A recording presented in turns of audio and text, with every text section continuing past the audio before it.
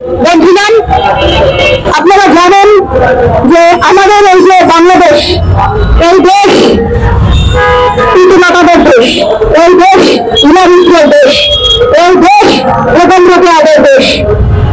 সুতরাং এই দেশে নারীদেরকে যদি কেউ এখানে কুক্ষিগত করে রাখতে চায়, সেটা যে সফল হবে না সেই প্রমাণ নারীরা যুগে যুগে দিয়ে এসেছে।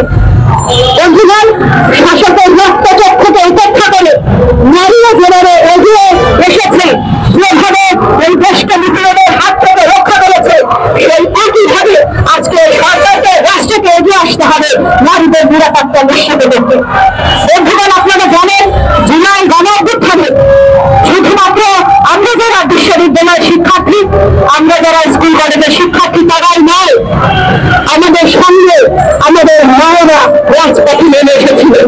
আমাদের মায়েরা নেমে এসেছিল অধিকারের জন্য, আমাদের মায়েরা নেমে এসেছিল এই যে ফ্যাসিস্ট আওয়ামী লীগ সরকারের বিতরণের হাত থেকে রক্ষা পাওয়ার জন্য।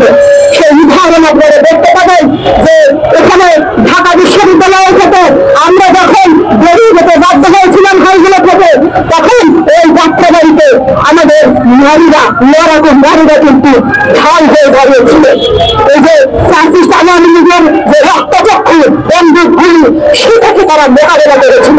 সুতরাং সেই ইতিহাস আপনারা দেখেন, যাত্রাবাড়িতে শ্রমজীবী নারীরা তারা কিন্তু সেই কোমরে আশ্রয় দেবে, তারা কিন্তু লড়াই করেছিল।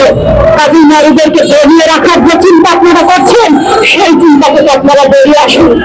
গত দুদিন আগে 8 মাস এখানে পালন করা হয়েছে আন্তর্জাতিক শ্রমজীবী নারী দিবস, কিন্তু আমরা দেখতে পাচ্ছি এখানে শ্রমজীবী কথাটাকে এক প্রকার বাদ দিয়ে দেওয়া হয়েছে।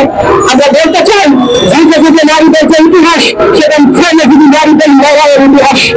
যুগে যুগে নারীদের যে ইতিহাস, সেটা এই যে শ্রমজীবী নারীরা তাদের রক্ত ঘাম শ্রম দিয়ে ইতিহাস নির্মাণ করেছে।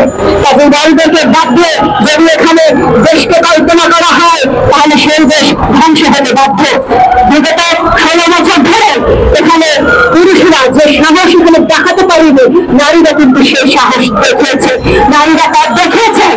নারীরা কিন্তু বলেছে যে এই যে শাসন, এই যে নিপীড়ন, এই শাসন এবং নিপীড়নকে উচ্ছেদ না করে আমরা ঘরে ফিরবো না। এবং নারীরা সেই লড়াইয়ের সামনে থেকে নেতৃত্ব দিয়ে আওয়ামী লীগের মতো একটা নিপীড়ন শক্তিকে এখান থেকে উচ্ছেদ করতে বাধ্য হয়েছে, উচ্ছেদ করতে সফল হয়েছে। এবং এই যে ভারতীয় উগ্র হিন্দুত্ববাদী নরেন্দ্র মোদী সরকার, সেই সরকারকে এখান থেকে চাপাবাহিত করে উচ্ছেদ করে দিয়েছে।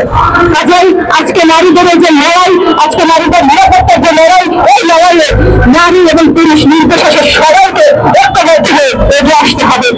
বন্ধুগণ, আজকে এই সমাবেশে এই পর্যায়ে আমি বক্তব্য রাখার জন্য আহ্বান করছি জাতীয় মুক্তি কাউন্সিল, নারী সেল,